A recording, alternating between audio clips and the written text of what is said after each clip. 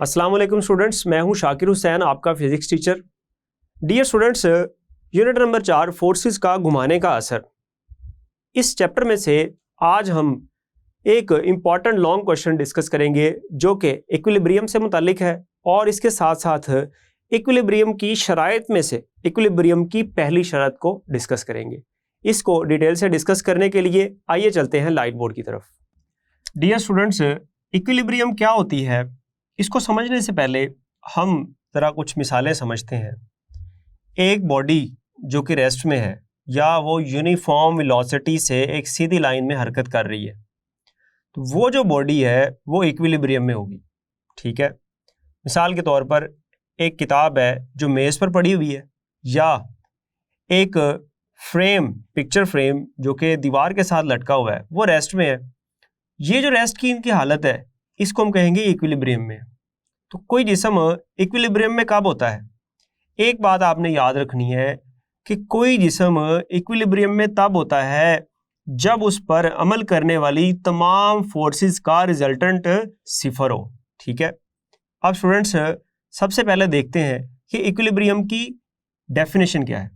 इसकी definition student हम यूँ लिख सकते हैं कि एक जिस्म इक्विलिब्रियम में होगा अगर इस पर कोई नेट फोर्स अमल ना करे। ये स्टूडेंट डेफिनेशन है इक्विलिब्रियम की। यहाँ पर एक वर्ड आया है नेट फोर्स का।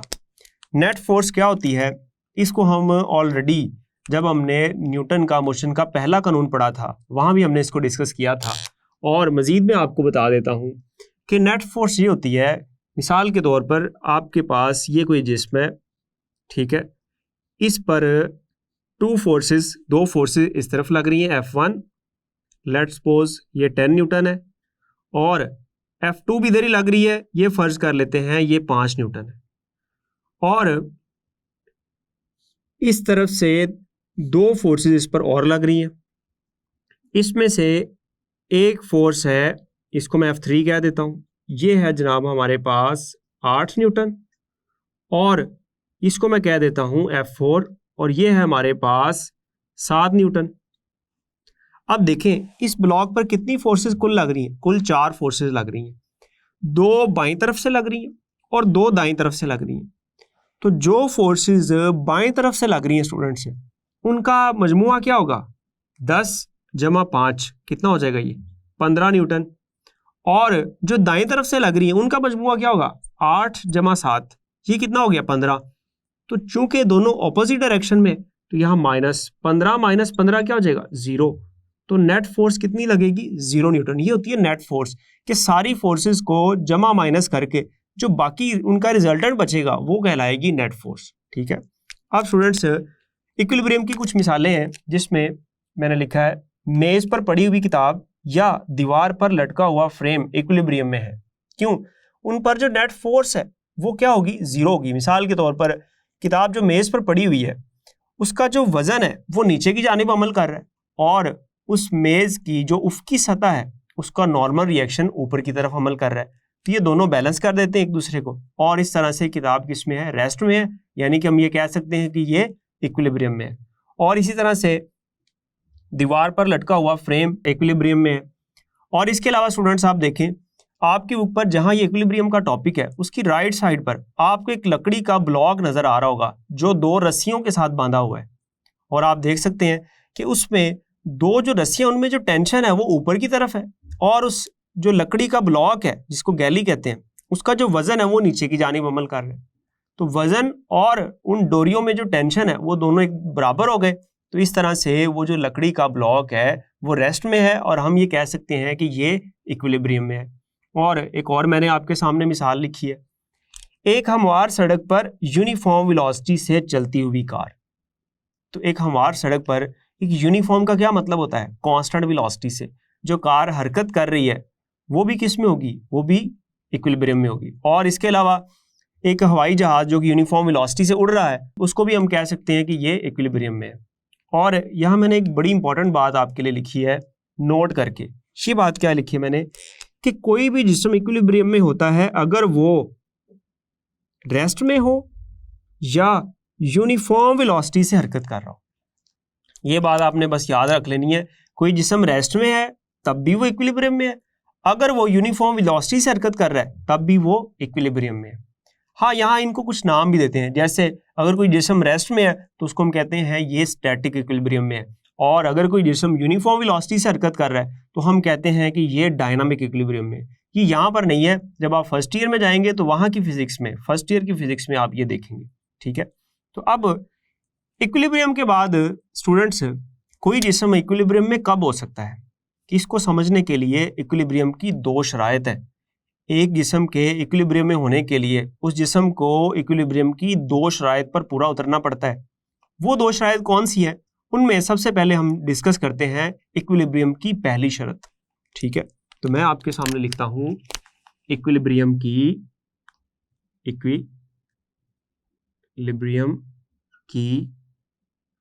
पहली शर्त।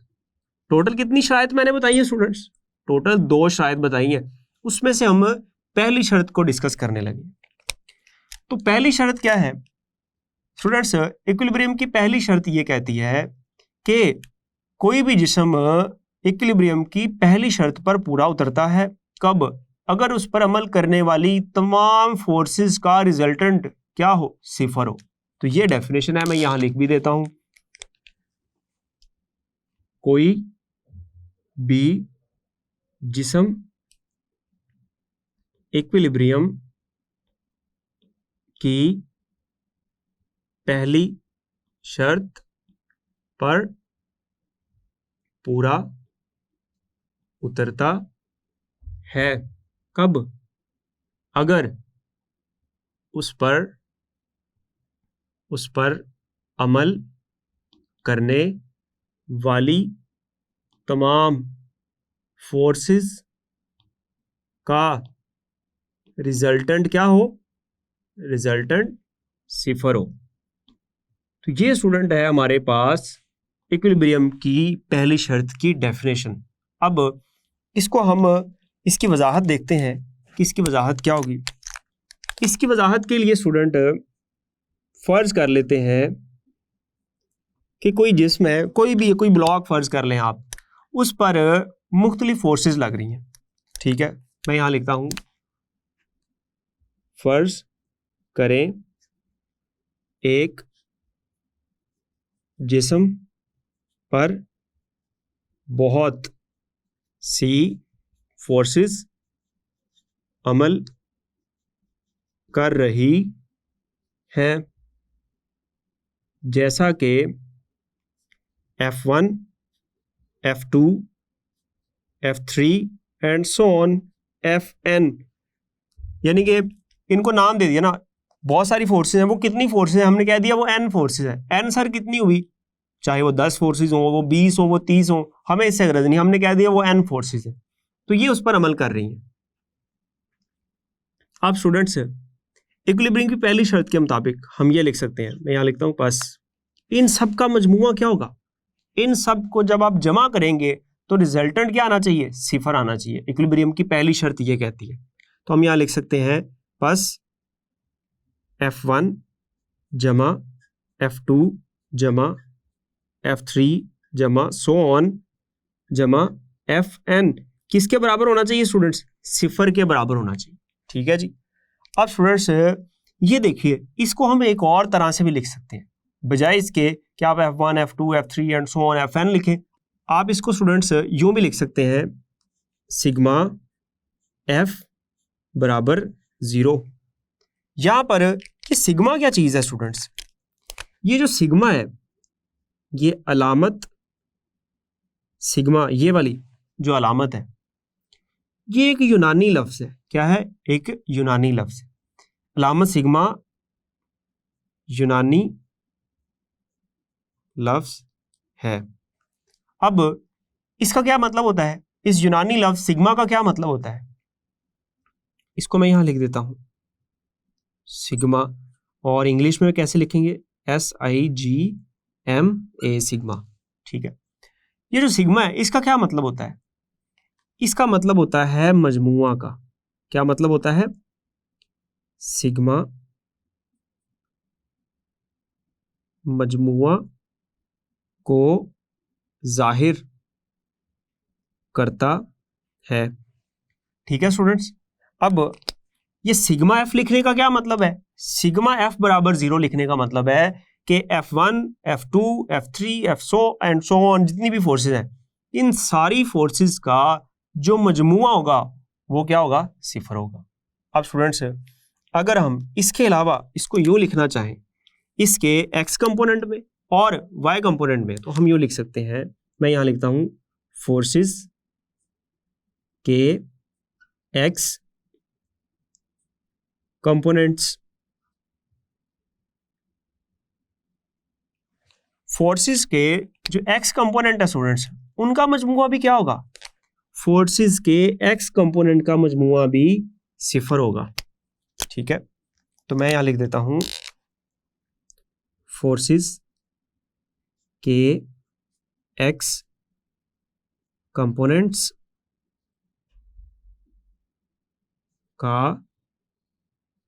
मजमुआ भी 0 होगा।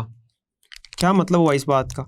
इसका मतलब ये हुआ, आप यूं लिखें F1 जमा F2 जमा F3 जमा सो ऑन जमा Fn बराबर 0।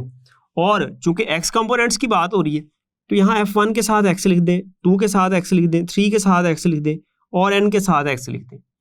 x कंपोनेंट्स का मजमुआ, ठीक है, यानी कि वो वाली फोर्सेस जो x सिमत में लग रही हैं, ठीक है, हॉरिजॉन्टल डायरेक्शन में लग रही हैं, उन सब का मजमुआ भी क्या होगा? उन सब का मजमुआ भी 0 होगा।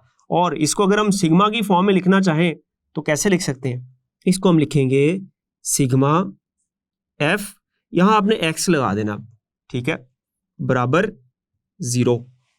तो ये आ गया हमारे पास फोर्सेस के x कंपोनेंट्स का मजमुआ, और किसके बराबर हो गया? ये 0 के, 0 के बराबर। अब मैं लिखता हूं फोर्सेस के y कंपोनेंट्स और फोर्सेस के जो y कंपोनेंट्स हैं इनका मजमुआ भी क्या होगा?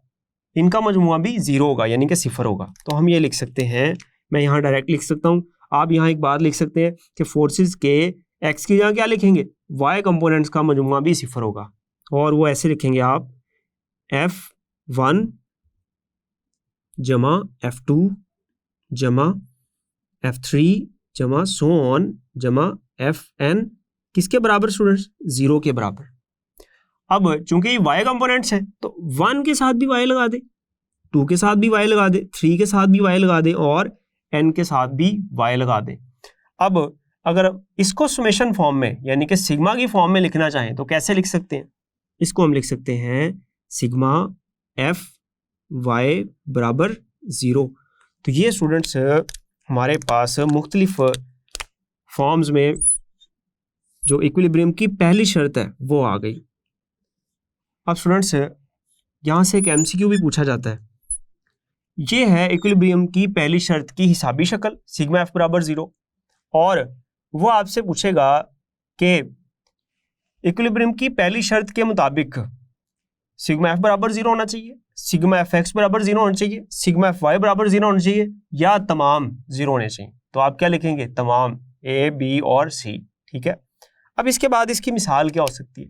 तो स्टूडेंट्स जब मैंने आपको इक्विलिब्रियम की मिसालें दी थी उसमें आप देख सकते हैं कि मेज पर पड़ी हुई किताब या दीवार पर लटका हुआ फ्रेम इक्विलिब्रियम में है, एक हमारी सड़क पर यूनिफॉर्म वेलोसिटी चलती हुई कार इक्विलिब्रियम में है, उड़ता हुआ यूनिफॉर्म वेलोसिटी से उड़ता हुआ हवाई जहाज इक्विलिब्रियम में है, और इसके अलावा स्टूडेंट्स ये मिसाल आप यहाँ लिख सकते हैं इसके साथ। और इसके अलावा आपकी बुक ने एक और मिसाल भी लिखी, वो कौन सी है वो भी मैं आपके सामने लिख देता हूं।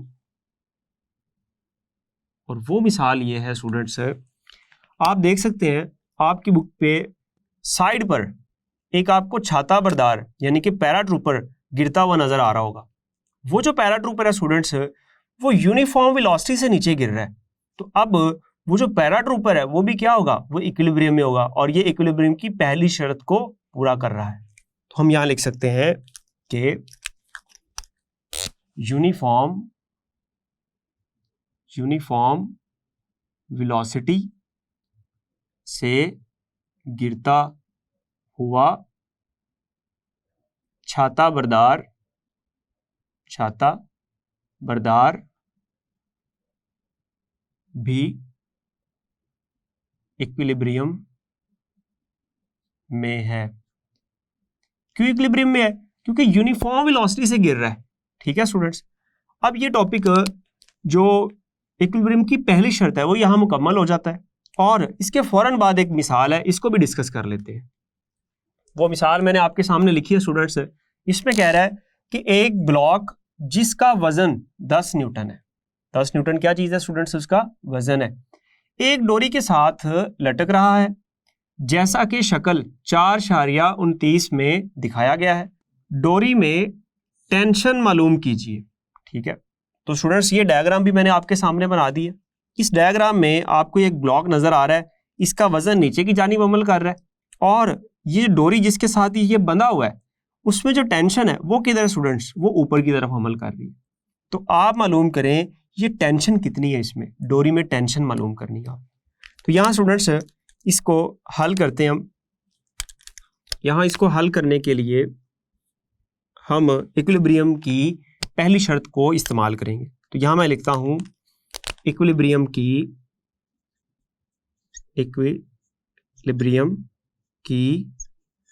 पहली शर्त के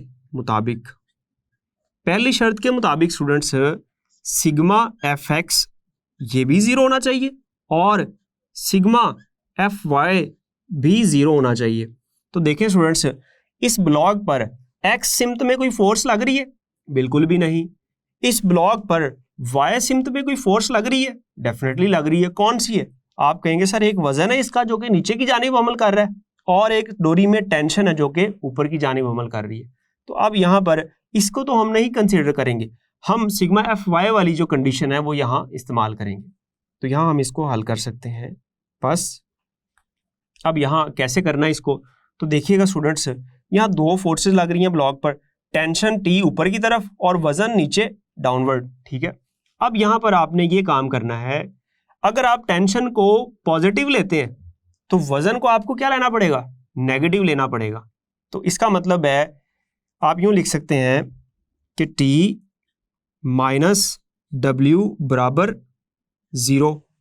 ठीक है, अब T जमा W तो नहीं करेंगे क्योंकि सिम्त मुखालिफ है इनकी। तो यहां से T बराबर क्या आ जाएगा? T बराबर आ जाएगा W के, और W कितना हमारे पास? ये है हमारे पास 10 न्यूटन। तो डोरी में टेंशन कितनी हुई स्टूडेंट्स? डोरी में टेंशन भी कितनी आ गई? 10 न्यूटन। इसका मतलब है जितना वजन है उतना ही डोरी में टेंशन है, तो ये दोनों बराबर है, और ये ब्लॉक जो है इसीलिए किस में है? इक्विलिब्रियम में है। डियर स्टूडेंट्स, इस लेक्चर में हमने ना सिर्फ इक्विलिब्रियम को समझा और ये भी जाना कि इक्विलिब्रियम की दो शराइत होती हैं, और उसमें से हमने इक्विलिब्रियम की पहली शर्त को भी समझा कि ये क्या होती है, और इसको सपोर्ट करने के लिए हमने एक मिसाल को भी डिस्कस किया। उम्मीद है स्टूडेंट्स आपको ये लेक्चर समझ आया होगा। अगले लेक्चर में जल्द मिलेंगे, तब तक के लिए अल्लाह हाफिज।